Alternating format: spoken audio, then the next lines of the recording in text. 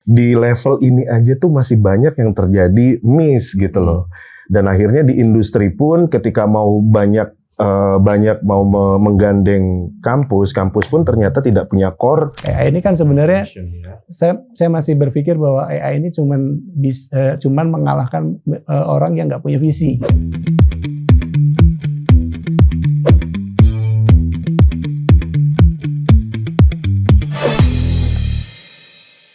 Halo, apa kabar pengangguran semua dan calon-calon pengangguran? Jika kalian kebetulan menemukan video ini, berarti kalian memang pengangguran. Dan agar kalian nggak terus selamanya pengangguran, tonton sampai selesai. Karena kita akan membahas tentang mengapa pendidikan Indonesia ini seperti sekarang ini. Betulkah karena MBG kita ini jadi tersisihkan? Dan kabar akan ditutupnya program studi yang dianggap sebagai nggak memberikan kontribusi terhadap industri.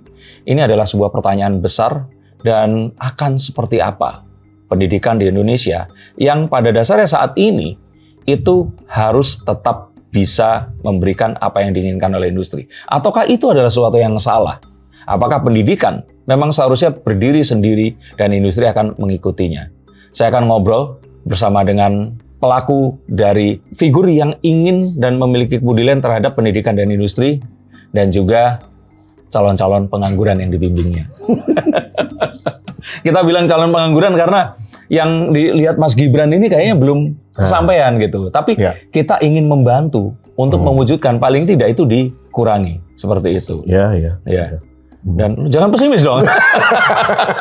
Saya mengenalkan ini Rangga apa namanya? Rangga Yudo. Ya bukan, maksudnya itu aja atau ada stage name-nya? Nggak Ini ada. kan Denny Darko ya kan? Tapi biasanya kalau mahasiswaku manggilnya coach. Oh coach Rangga Yudo, oke. Rangga Yudo dan sahabat saya selalu setia, Lukman Bayhaqi, ayah berkokok, yang baru saja merilis bukunya Storytelling, Story Selling, dan sedang ada wahana di Pakuwon Bekasi, teater dunia astral. Oke. Kita akan ngobrol dan kalau kalian kebetulan Gen Z atau peduli tentang bagaimana negara kita ke depannya ini dengan pendidikan industri yang ada, tonton sampai selesai dan tinggalkan komentar di bawah untuk kita berdiskusi. Kita juga bareng sama teman-teman. Ini kalau secara kalau geng motor kan ada namanya gitu. Nah, institusinya apa ini? Ini dari CCIT Fakultas Teknik UI. Fakultas Teknik UI. Ya, IT. CCIT Fakultas Teknik. CCIT. Ya. CCIT Fakultas Teknik UI. Luar biasa. Program kreatif multimedia. Oke. Kita langsung ke itu tadi, program kreatif multimedia. Gimana sih keselarasan antara dunia pendidikan saat ini dan kebutuhan? Karena kalau kita bicara tentang kebutuhan, yang paling mudah nih ya, AI ini kan padahal itu sesuatu yang luas, tapi kalau sekarang masyarakat mengaitkan secara langsung dengan dunia kreativitas, orang nggak bisa pergi dari sebuah penyempitan makna pada AI generatif. Ya. Terus kalau memang itu sudah ada, ini orang tua yang dipamitin sama anaknya, Pak, mau sekolah atau kuliah nih? Apa? Kuliah kreatif. Emang nanti bikin apa? Bikin video. Itu pakai AI bisa. Nah, coba dijelaskan. Tapi jangan menggunakan bahasa yang tinggi. Kalau kata Ferry Irwandi bahasa bayi begitu. Iya. Waduh, thank you nih Mas Denny. Sebenarnya pertanyaan ini tuh pertanyaan yang sudah menjadi satu kegelisahan aku dari dulu ya. Jadi ketika aku sempat berkarir jadi praktisi di bidang advertising, tentunya animasi, terus kemudian sempat kerja di beberapa perusahaan grup besar kayak MNC Group juga dan lain-lain. Kemudian aku memutuskan untuk menjadi seorang pendidik secara total. Nah, mungkin passionnya juga saat itu aku suka basket, jadi pelatih basket, dan kemudian semangat untuk membimbing anak-anak ini aku bawa ke dunia pendidikan. Nah, tapi pada saat masuk ke dunia pendidikan, aku sempat ada di fase aku ini menjadi seorang pendidik, atau disebut sebagai gini deh, karyawan pendidik. Artinya aku menjadi pendidik yang bekerja pada satu institusi. Nah, dari titik itu aku melihat sebenarnya gap yang terjadi antara dunia pendidikan, Mas, sama dunia industri itu. Kedua hal ini tuh masih punya egosentris yang begitu kuat. Dari industri kecenderungannya adalah selalu menyalahkan pendidikan, dalam arti kok pendidikan begini-begini aja, lulusan kalian ini kok masih jadi PR buat kita. Oke. Ya kan? Sedangkan dari pendidikan sendiri, mereka melihat bahwa industri itu tidak punya kapasitas dalam mendidik manusia seutuhnya. Karena mereka pastikan komoditas ya, semua berbasis pada bisnis dan lain sebagainya. Nah di titik itu, hampir 12 tahun aku menjadi karyawan pendidik gitu ya. Aku melihat gap ini tuh sebenarnya harusnya bisa hilang. Tapi ternyata benturan-benturan terbesarnya itu adalah sistem pendidikan kita yang masih terlalu kaku.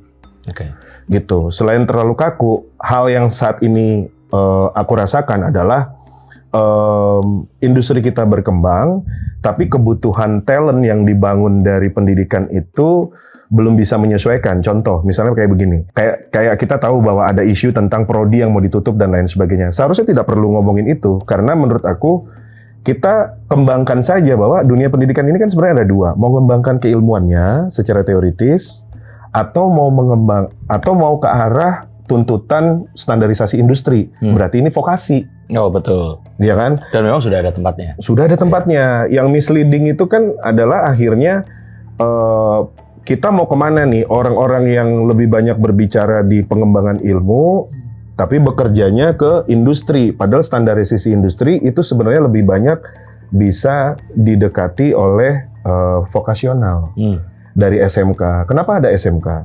Sekarang tahu nggak Mas? SMK itu dianggap adalah kelas 2-nya dari SMA.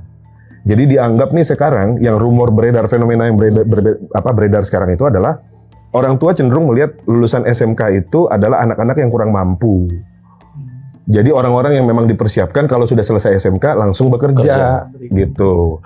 Nah, begitu juga sama dengan D4 dan S1. Coba pertanyaannya adalah apakah beda D4 sama S1? Sama levelnya. 4 tahun, ya. Tapi orang tua dari pengalamanku di dunia pendidikan, orang tua masih melihat bahwa S1 tuh lebih prestisius dibandingkan D4 sarjana terapan. Padahal ini tahun 2026 ya, bukan 96 ya. Saat kita dulu kuliah ya. Iya kan. Nah, itu yang aku akhirnya lihat di level ini aja tuh masih banyak yang terjadi miss gitu loh. Dan akhirnya di industri pun ketika mau banyak mau menggandeng kampus pun ternyata tidak punya core yang lebih banyak berbicara prakteknya lebih 70% daripada teoretikalnya. Nah, ini kan coret marut Mas. Gitu. Jadi aku merasa saat itu wah ini harus ada satu langkah yang konkret, kita lakukan gebrakan baru. Ya contohnya dengan apa yang sedang aku bangun sekarang sih. Gitu. Jadi dengan apa yang sudah ada, seharusnya penutupan prodi itu tidak diperlukan karena ketakutan itu sudah difasilitasi dengan adanya pendidikan vokasi. Dan saya pun merasakan kalau dulu, mohon maaf ya, memang kejuruan itu untuk betul orang-orang menengah ke bawah yang anaknya ini sekolahnya cepat selesai, cepat cari duit gitu loh, ya kan? Biar bisa kerja. Iya, tapi memang akhirnya ada hal yang misalkan saya nih, kebetulan aku sama Lukman ini kan dari kampus ya, kita sebenarnya dari kampus yang sama ya. Iya. Nah, cuman saya sama Lukman ini mengalami S1 di ITB yang akhirnya juga apa yang kami lakukan berbeda di pendidikan kita dulu. Iya, tapi ya bukan artinya apakah yang kami lakukan ini nggak berguna gitu loh. Iya, tapi ya udah kita taruh itu karena ini sedang diselesaikan juga. Nanti saya juga pengen tahu pendapat dari teman-teman di sini. Nah, tapi hal yang tadi itu adalah apakah betul ternyata teman-teman pun ini memiliki kekhawatiran yang sama denganmu bahwa industri dan juga si pendidikan ini belum sejalan. Ya kita coba nanti tanya juga. Tapi kalau menurut Lukman yang juga ada di industri yang sama nih, menurutmu tadi yang disampaikan oleh Rangga ini, apakah memang sesuatu yang nggak bisa kita hindari atau memang ini adalah proses menuju ke sesuatu yang lebih baik? Oke, kirain nggak bakal ditanya, Saya tuh dulu D3, sipil ITB, terus pindah ke FSRD ITB. S1. Terus ini saya ceritain supaya lengkap. Tahun 2014 saya bikin show tunggal. Salah satu yang pertama bikin show tunggal stand up comedy, waktu itu masih jarang. Judulnya Tutwuri Hangapusi. Di mana di situ kegelisahan saya selama 1 jam. Bentar, itu plesetan dari apa? Jelasin Tuturi dulu. Handayani kan kalau Orang mungkin aja nggak tahu. ada yang tahu Tuturi Handayani? Pendidikan Lengkapnya apa? Engarso Sungtulodo, Eng Madyo Mangunkarso, Tuturi Handayani. Yang artinya adalah Di depan memimpin, di tengah mengayomi, di belakang mendorong. Harusnya di belakang, pemerintah itu di belakang mendorong aja. Nah, tapi yang terjadi apa? Ya Hangapusi, saya ubah menjadi Tuturi Hangapusi. Hangapusi itu bohong. Jadi di belakang tapi kasih bohong-bohongan ke kita gitu. Ngapusi gitu. Dan kebetulan gue nggak tahu nih kok ngomongin tentang pendidikan. Saya pernah juga kalau saya ngomongin itu, saya itu kan suka cerita. Nah, saya tuh suka mengarang cerita bahwa pendidikan tuh dulu gini. Bayangkan Indonesia itu dulu penduduknya seluruh Indonesia ya, cuman 200.000 orang. Setiap pulau itu paling penduduknya 10-20 gitu. Mereka tuh ngumpul, ada yang di gunung, tiap hari ngumpul nih 10 orang ngumpul. Kita tuh tiap hari makan bayam, kita tiap hari makannya teh, minumnya teh gitu. Konon di pulau sana itu ada yang bisa makan ikan. Oh masa sih? Gitu. Iya beneran di pantai. Masa ada namanya pantai? Ada. Akhirnya anak-anak muda dikirim ke pantai. Dikirim ke pantai, dia belajar. Oh ada yang namanya ikan. Ada yang namanya perahu. Ada yang namanya pohon kelapa. Terus anak ini juga cerita, di atas itu ada loh yang namanya dataran yang dingin. Di sana tuh ada mata air. Airnya lebih jernih, lebih tawar dan murni. Wah masa sih? Bukannya air itu asin. Akhirnya dikirim pemuda ke sana. Ada lagi dikirim ke sana sampai suatu saat, wah ini capek nih kalau kirim-kiriman. Gimana kalau kita bikin satu gedung, kalau mau belajar di situ. Kita bikin orang-orang yang tahu tentang ikan, orang yang tahu tentang bayam, orang tahu tentang bikin kapal, orang yang tahu tentang bikin mesin, taruh di situ, di tengah-tengah. Kalau mau belajar ke situ. Itulah pendidikan. Jadi bukan industrinya apa lalu bikin pendidikan. Anak itu mau hidup di mana? Anak ini mau hidup di mana? Kalau hidup di gunung, ya udah, butuh nggak dia belajar yang lain-lain? Nah, itu kan cuma analogi ya. Nah, sekarang itu yang terjadi adalah industri sudah ada, anak-anak disuruh ke sana. Sementara anak-anak yang di sini mungkin potensialnya berbeda. Nah, saya melihat tadi yang sehingga yang terjadi belajar bukan sebagai tujuan. Belajar itu cuma jadi alat. Dia tidak hidup, anak-anak itu tidak hidup dari belajarnya itu. Dia cuma, gue pengen jadi ini supaya anak. Sehingga tidak enjoy sama belajarnya. Beda ketika anak-anak itu, kamu mau pengen bisa apa? Pengen bikin perahu. Biar apa? Biar bisa keliling dunia. Oke, sekolahnya di sana. Sekarang tuh banyak sekali, bahkan sampai sekarang, anak-anak itu yang sekolah tapi nggak tahu buat apa gue sekolah di sini. Karena dia nggak tahu itu tuh, bahkan gue mau kerja di mana ya setelah lulus nggak tahu gitu. Nah, yang terakhir mungkin panjang sebenarnya, cuman disingkat aja. Ketika vokasi terus terang, saya dulu desain produk ITB itu bikin istilahnya kalau mesin itu bikin hardware. Nah, kita itu bikin supaya manusia nyaman sama hardware itu.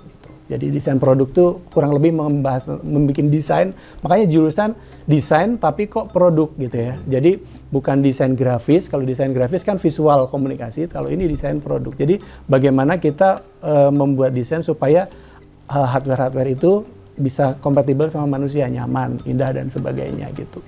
Nah, tapi yang terjadi ketika lulus bingung mau kerja di mana. Karena kita nggak punya skill yang langsung praktek gitu ya. Kita dikasih teori, kita dikasih tentang filsafatnya apa dan sebagainya gitu.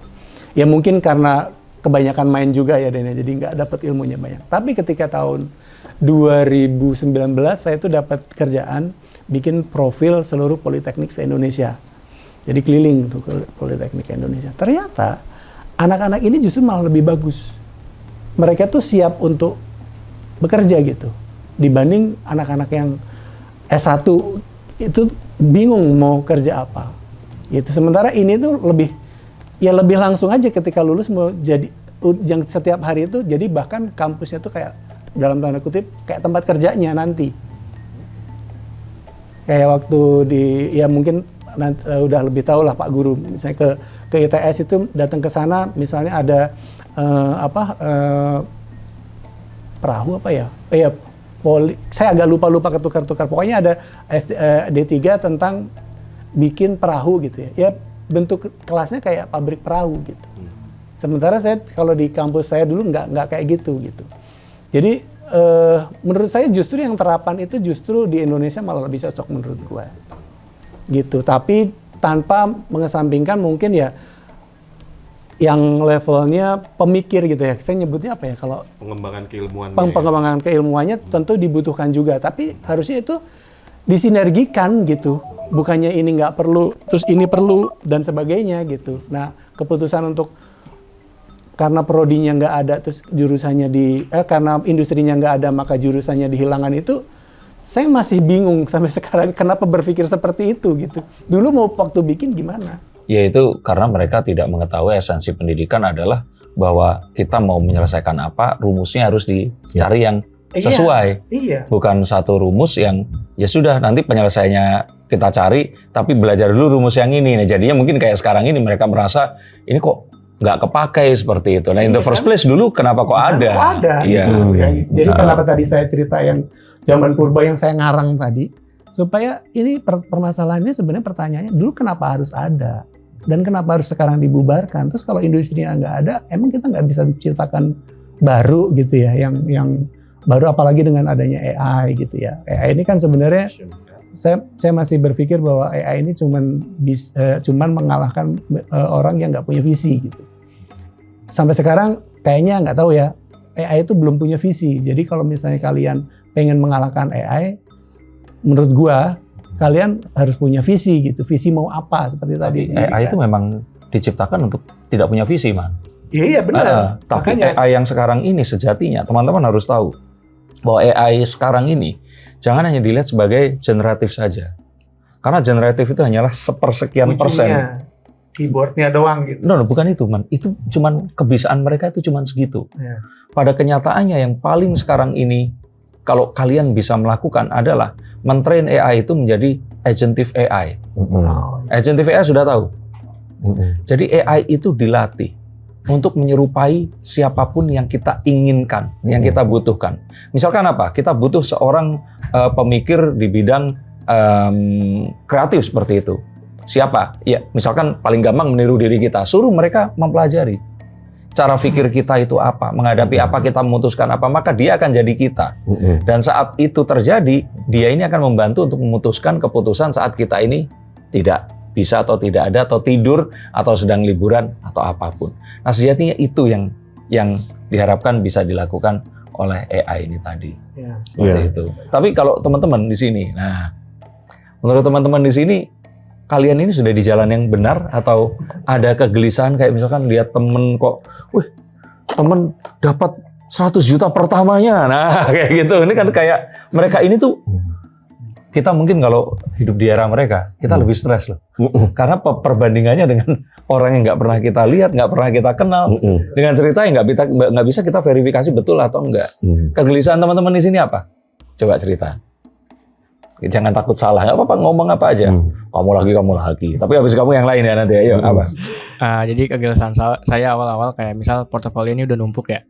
Sedangkan portofolio teman saya nih ada beberapa yang udah, maksudnya cuma ada beberapa video kayak cuma mungkin 4 atau 5 gitu, tapi dia udah kerja di mana-mana gitu. Sedangkan saya yang numpuk aja tapi kok masih di sini-sini aja gitu levelnya. Oke, itu pertanyaan pertama. Ada lagi, yuk. Silahkan. Nanti kita giliran jawab. Ya nggak apa-apa, udah ngomong apa aja. Yuk, bebas. Ayo, Kin. Salah nanya juga nggak apa-apa, tetap dijawab kok. Kin tanya. Tadi siapa namanya? Agil. Mengenai masa Oke. depan. Oke, Gil. Kamu punya portfolio yang menumpuk, terus kemudian kamu merasa itu belum diterima sama orang atau belum ada pekerjaan, sedangkan ada yang punya portfolio sedikit tapi sudah dapat project seperti itu. Oke. Cara paling gampangnya di sini, cara paling penjelasan simpel dari semua ini itu adalah karena apa yang kamu buat itu belum memiliki jembatan kepada siapapun yang seharusnya mengetahui produk itu. Apa? Relasi jatuhnya. Relasi gimana? Maksudnya Networking. networking. Oh, networking nggak salah satunya. Tapi kalau punyamu itu saking bagusnya, bahkan relasi itu tidak diperlukan. Orang itu kan datang mencari kamu. Nah, permasalahannya di sini itu adalah kenapa kok portfoliomu itu tidak dalam tanda kutip menjual. Berarti kamu harus bisa menjual. Dan untuk menjual nanti Mas Lukman akan sampaikan storytelling ya. Itu penting. Karena sama seperti yang kita lihat di sosial media. Kenapa sebuah cerita itu menjadi viral? Karena itu membuat relate ke banyak orang. Saat itu membuat relate, mereka akan menengok dan berikan sedikit atau banyak waktu mereka untuk melihat portfolio kita. Nah, kalau portfoliomu ini tidak dilihat oleh orang, itu tidak akan pernah ketahuan itu bagus atau jelek. Jadi portfoliomu itu, ingat ya, kalau dalam seni atau kreativitas kita tahu nggak ada yang salah dan benar. Yang ada adalah bagus dan jelek. Oke, dianggap jelek pun bukan karena akan jelek selamanya, itu belum bagus saja. Nah, itu akan terjadi saat orang itu sudah mendapatkan akses kepada portfoliomu. Kalau portfoliomu belum di bawah radar mereka tahu dan mereka tidak bisa mengakses, ya jangankan jelek atau bagus, ada atau enggak aja itu enggak ada. Nah, sekarang bagaimana caranya agar portfoliomu ini dinotis, karena jelas temanmu yang portfolionya sedikit itu lebih dinotis daripada punyamu. Nah, apa yang membuat itu terjadi? Coba diberikan penjelasan singkat. Kenapa kok temanmu ini lebih bisa menjual? Mungkin dari personality ini kali ya, mungkin dari outfitnya juga dia kontras banget, terus dia juga outfitnya kontras banget, terus dia juga pertama kayak gitu tampilannya. Kamu emang modal atau apa kok outfitnya itu? Enggak maksudnya dari teman saya dulu nih.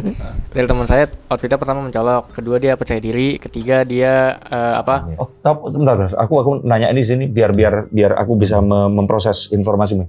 Waktu jual portfolio itu memang kelihatan look bisa langsung ketemu dengan industrinya, tapi juga bisa melalui secara online kan. Yang kamu sebutkan tadi berarti kan bertemu secara tatap muka. Ya, itu betul-betul tatap muka. Dan temenmu ini menang di sisi itu tadi. Oke, lanjut. Biar saya ngerti aja. Terus.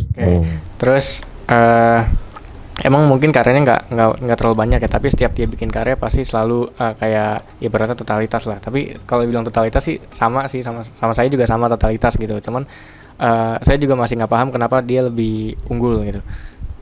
Dari sisi itu sih, paling dari sisi tatap mukanya. Kalau secara online saya nggak tahu dia melakukan apa. Cuman kalau saya melakukannya lewat pertama dari Adobe Behance gitu kan, saya upgrade portofolio, terus saya kirim juga ke sosial media gitu kan. Paling gitu sih, saya udah melakukan banyak di online misalnya, tapi kenapa belum ke notice juga gitu. Nah, kalau yang pertama tadi saya jawabnya mudah, itu personal branding. Personal branding itu yang mendiferensiasi satu penyedia skill dibandingkan yang lainnya. Dan yang kalau kita ngomongin branding, itu artinya bukan tentang apa yang kita yakini kita miliki, tetapi apa yang akhirnya nyampe ke otak mereka. Yang di benak mereka tentang temanmu dan tentang kamu, itu rupanya membuat mereka lebih memilih temanmu dibandingkan kamu.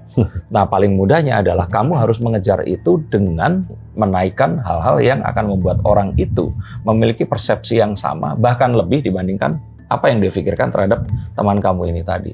Nah, kenapa kamu nggak melakukan perombakan outfit, penampilannya juga dirubah? Dan juga mungkin dengan cara kamu menjual storytelling, nanti Mas Lukman akan juga bisa sampaikan. Artinya apa yang kamu itu bawa, itu bisa terjelaskan. Aku nggak bisa tahu isi tasmu apa, sampai kamu cerita, betul kan? Tapi kalau ceritamu nggak cukup menarik, saya akan bisa langsung berpikiran, isi tasnya paling akan sama dengan anak-anak seusianya yang bawa tas juga, betul kan? Nah, kamu tunjukin itu. Kalau saya kira gitu, Coach. Menurut Coach gimana? Iya. Itu bagus sekali ya masukan dari Mas Denny. Kalau dari aku sih sebenarnya melengkapi apa yang tadi beliau sampaikan.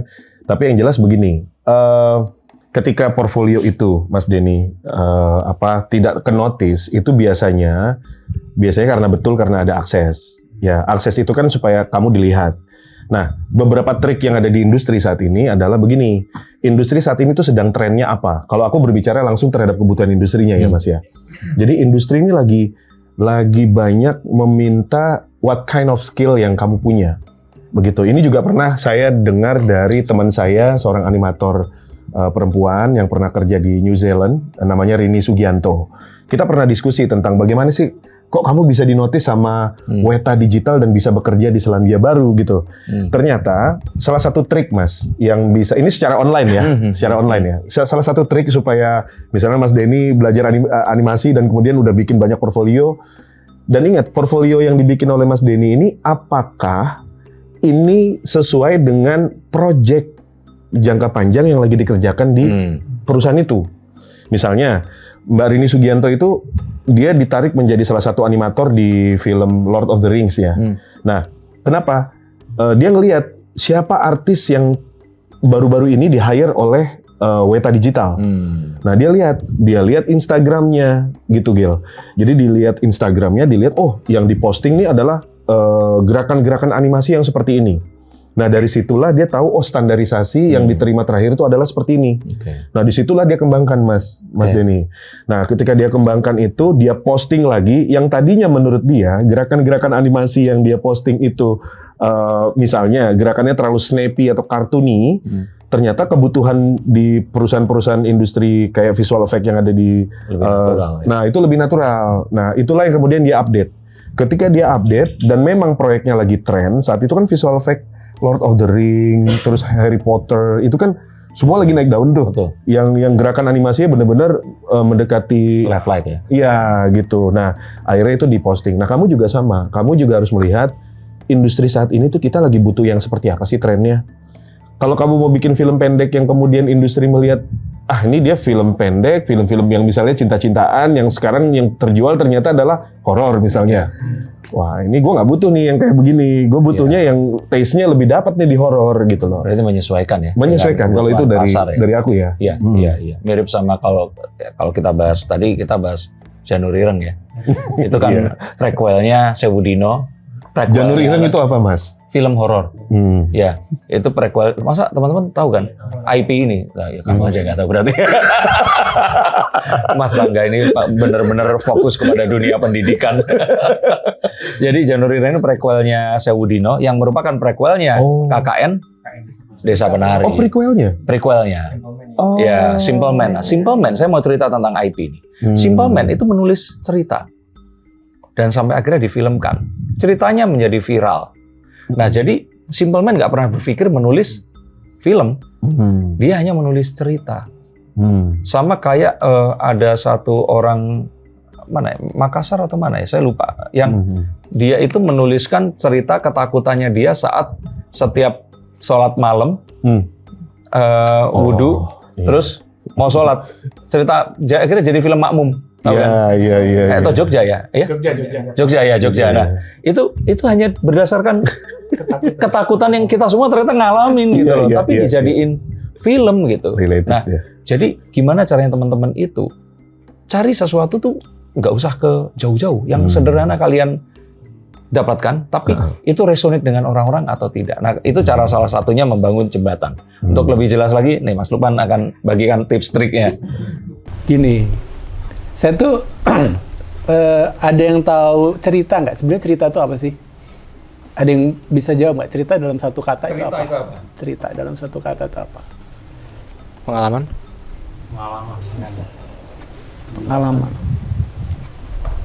Ada lagi yang lain? Adegan. Apa lagi? Kalau cerita utuh, film, ada pengalaman di situ orang lagi mancing, 2 jam mancing doang. Emang jadi cerita. Ada yang nonton. Terus apa tadi ngomong apa lagi? Adegan. Satu adegan aja di meja, dia lagi minum. Ada yang nonton? Cerita itu adalah perubahan. Selama ada perubahan, itu bisa jadi cerita. Perubahan jadi apa? Perubahan. Itu bisa jadi cerita. State itu bisa big picture, bisa kecil, small juga gitu. Jadi selama itu tidak ada perubahan, biasanya nggak ada cerita. Nah, di dalam perubahan itu biasanya ada konflik. Kamu dari outfit kayak gini, gue pengen jadi kayak orang itu yang outfitnya keren. Pasti ada konflik batin kan? Pasti ada di adegannya tuh kamu lagi di kamar, gue jadi apa ya? Gue pakai baju kuning atau pakai baju Hawaii atau gitu kan? Itu jadi cerita kan? Sampai suatu saat kamu menemukan, ternyata ini baju gue setelah gue ngeliat TikToknya A. Akhirnya gue berani untuk pakai baju warna kuning, celana metalik, untuk ngelamar supaya gue diterima karena menurut keyakinan gue kalau gue pakai baju ini portofolio gue sebapuk apapun pasti diterima, ya kan? Endingnya kamu jadi sesuatu gitu ya. Cerita tuh selalu begitu, ya nggak? Nah sekarang bayangkan ketika kamu ingin melamar atau ingin masuk ke sesuatu, apa dulu Weta ya? Weta digital. Ketika nih ini ngomongin tentang personal branding. Ketika ada sebuah brand, ini taruhlah teh kotak. Teh kotak ini. Teh kotak ini menyelesaikan cerita siapa? Jadi ketika kalian ngomongin brandnya itu bukan jagoannya.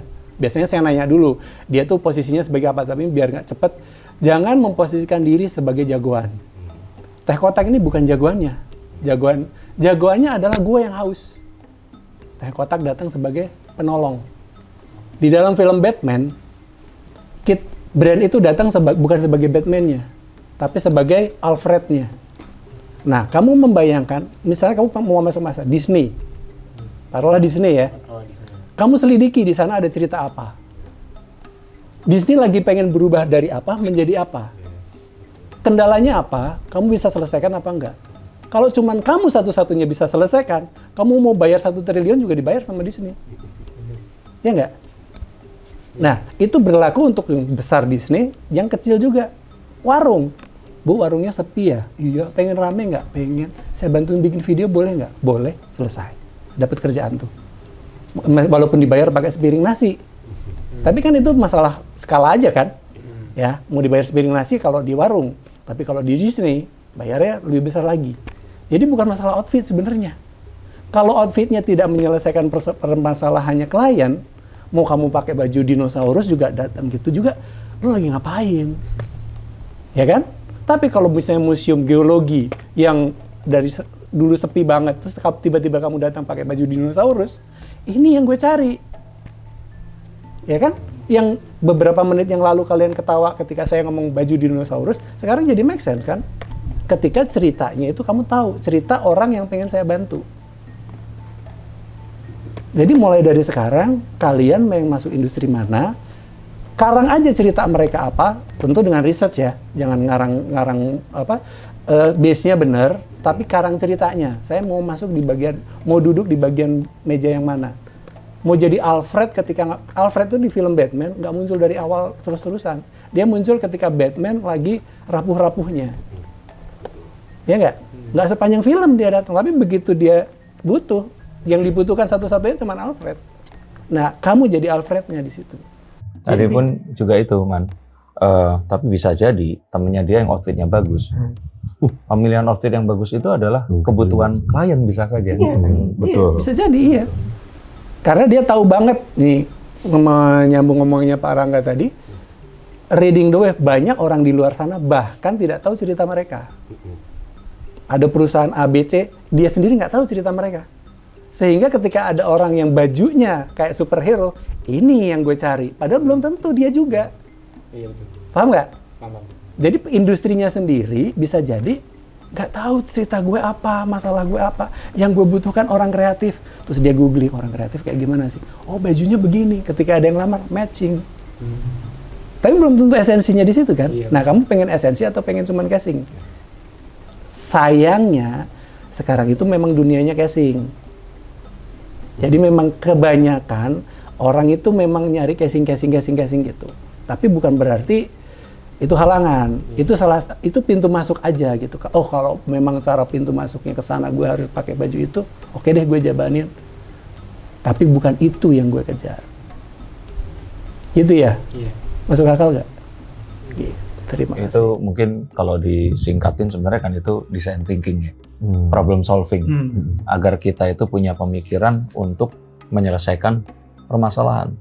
Jadi instead of kita berpikir siapa ya yang mau beli portfolio saya? Portfoliomu ini menyelesaikan masalah apa? Ya, cerita siapa? Ya, dan ini sesuatu yang mungkin ya kalau ini Man sudah mendarah daging, bahkan itu menjadi sesuatu yang kita tuh secara nggak sadar melakukan itu. Kayak tadi masuk di mobil pertama kali aku ngomong apa? Menjadi apa? Nah, terus aku bisa bantu apa ya kan? Nah, dirimu pun waktu aku kontak, aku nanya apa? kamu lagi bikin apa, ya kan? Aku bisa bantu apa? Nah, itu pemikiran yang harus kita sebagai seorang desainer. Saya percaya teman-teman di sini pun jadi desainer karena apa? Kalian ini maksudnya diciptakan kemasan skill dan juga diri kalian ini untuk menyelesaikan masalah.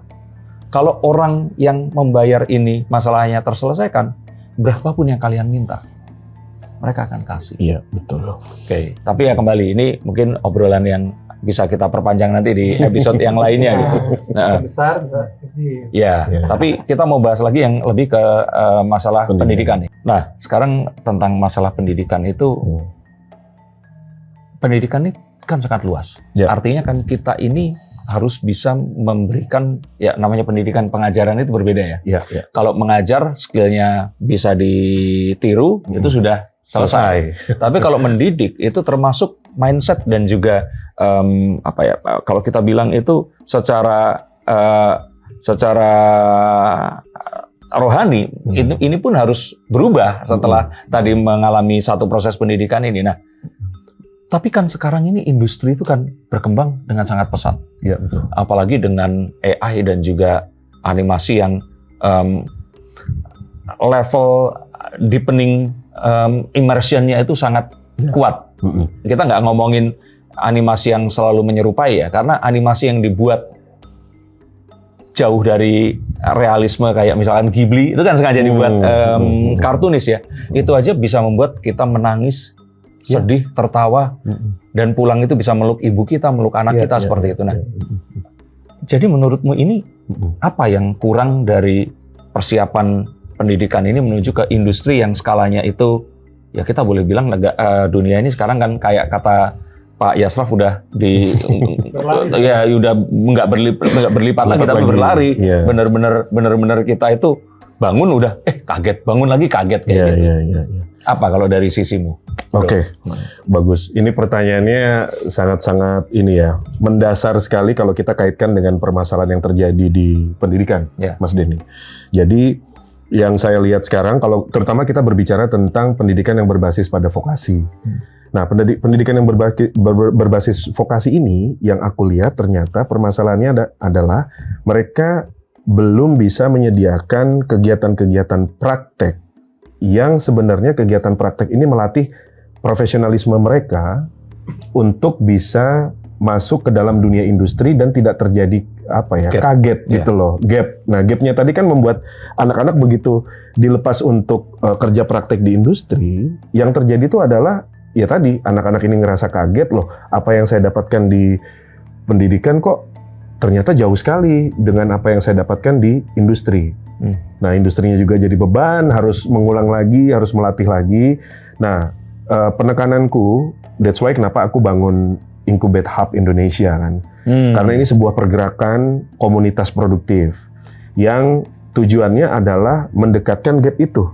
Mendekatkan gap itu dengan cara apa? Dengan cara siapapun mitra sekolah maupun university yang kerjasama dengan kami selalu memberikan satu prasyarat.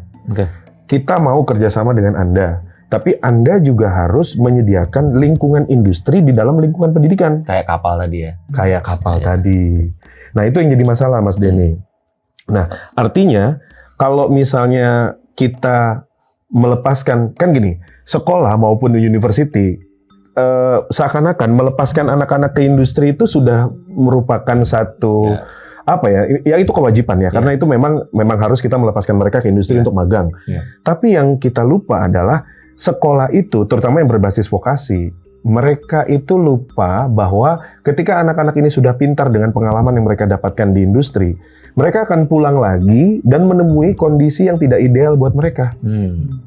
Mas kerja praktek, udah pintar di luar, tiba-tiba begitu balik, habit atau budaya yang ada di kampus atau di sekolah itu tidak sinkron. Maka itu yang kami bangun di Incubate Hub Indonesia ini adalah kami memberikan mendekatkan itu tadi. Nah, mendekatkan itu tadi bahwa kalau ini adalah vokasi, Anda wajib punya yang namanya teaching factory, TEFA.